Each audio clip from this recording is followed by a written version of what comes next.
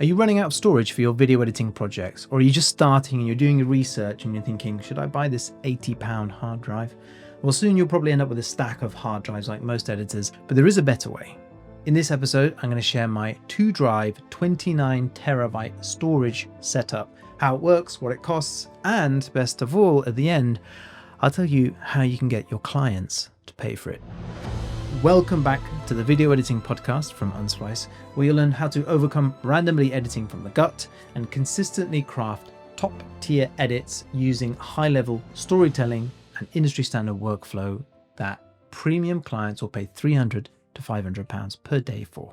My name is Shiny. I'm an Emmy-nominated documentary and commercial editor who spent the last 15 years working with clients like Vice, BBC, CNN, and Ogilvy. One of the most common questions that I get asked with editors typically at the beginning of their journey when they're just starting to take it seriously is, what hard drives should I be buying?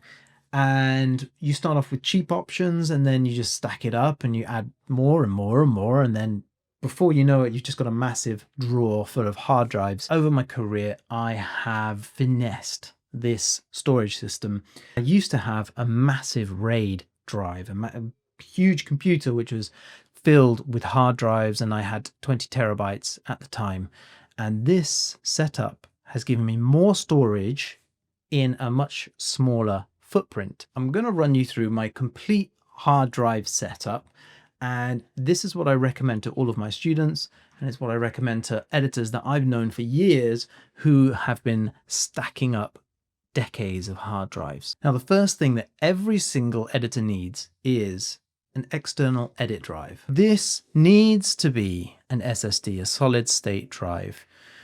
You need one super fast edit drive specifically for the one project that you're working on at that moment. And it should be an SSD, a solid state drive. That's because solid state drives are super fast. You get smooth playback, you get faster renders, you get less lag. And my SSD is 4 terabytes. That is actually this drive here. It's actually a small, tiny 2-drive RAID system inside what looks like an SSD drive. So you can have RAID 0 or RAID 1. I forget which is which, but one of them essentially mirrors itself, or you can use both drives to look as one, and it spreads the load across both, so you get double the speed. I have two 2-terabyte drives in here. This is called an IC box.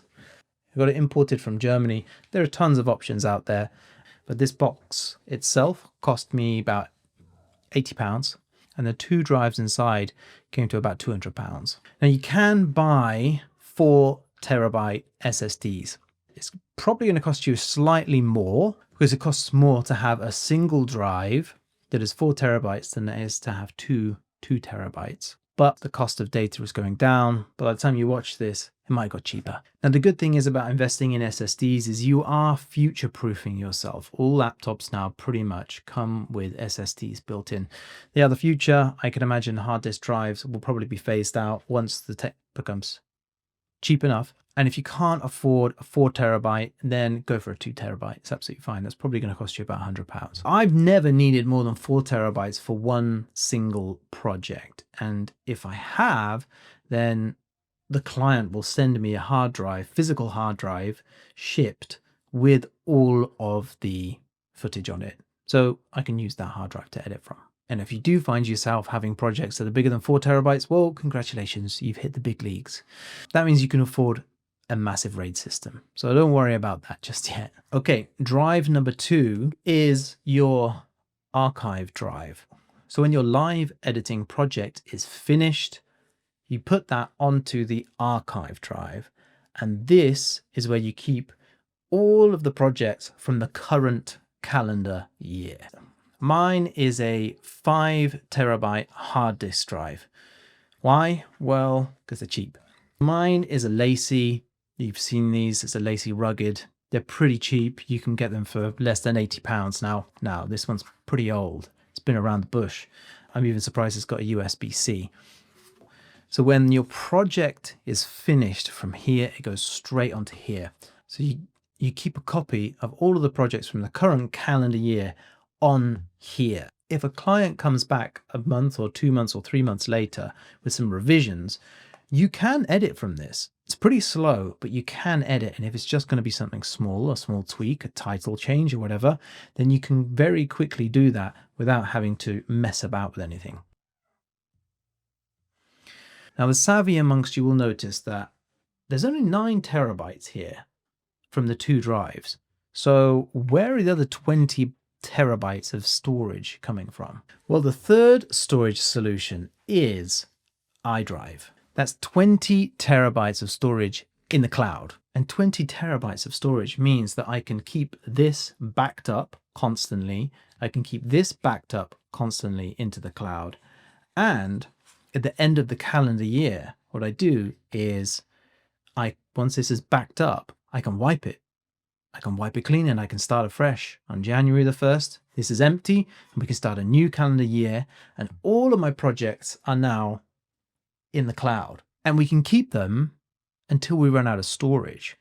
So I've got projects from 8 years ago, which is mad. Do I need them? No, but they're there because I have that amount of storage available to me. And as soon as I need to free up some space, well, I just delete the one from 8 years ago and we're good to go. So why back up to the cloud? Why not have a physical drive? Well, firstly, portability. I can access my files anywhere if I've got the internet. Everything is backed up, including my current drives.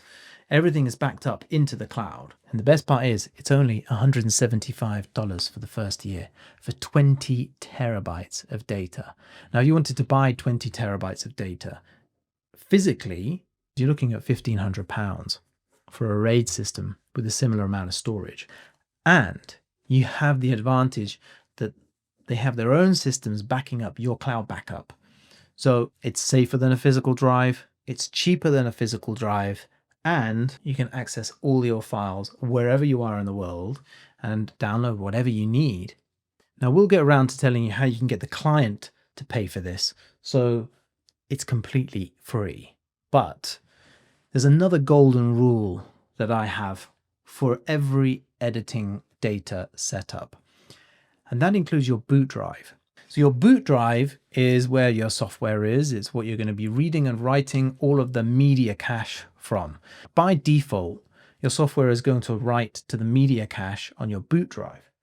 So you want to make sure that you've got enough space available on your boot drive for all of that data to be written. It is very advantageous to have all of the media cache on your boot drive.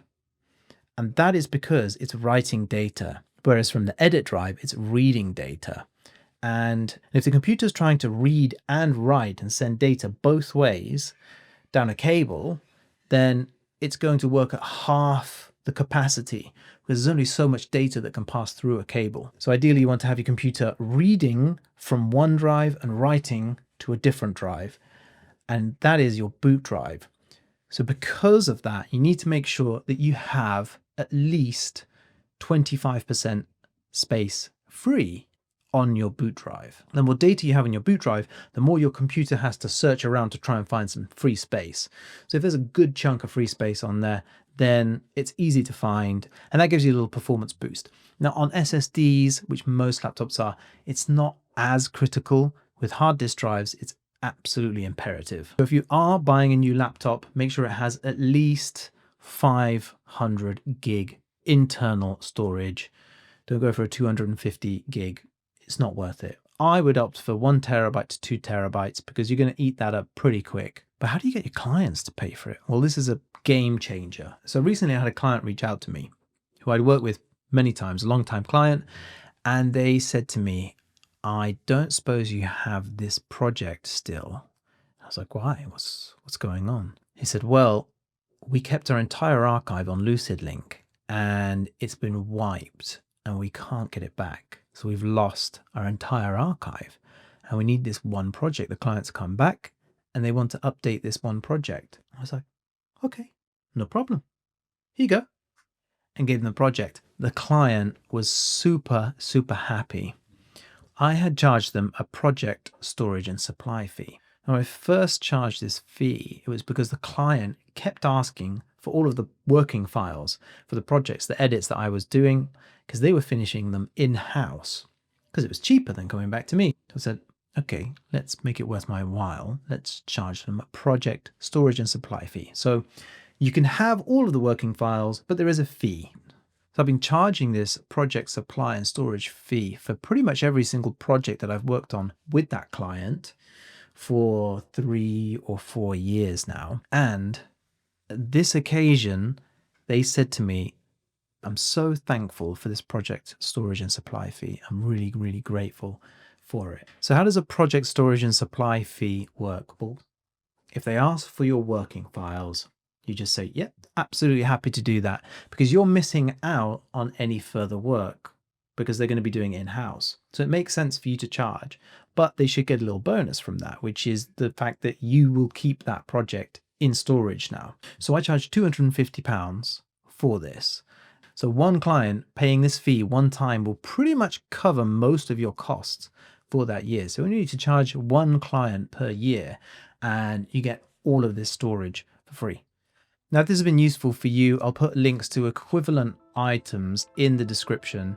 Now, once you've got your hard drive set up, you open your software and then you're kind of staring at a blank timeline and you don't know what to do. If this is something that you suffer from, then I highly recommend that you check out the next episode.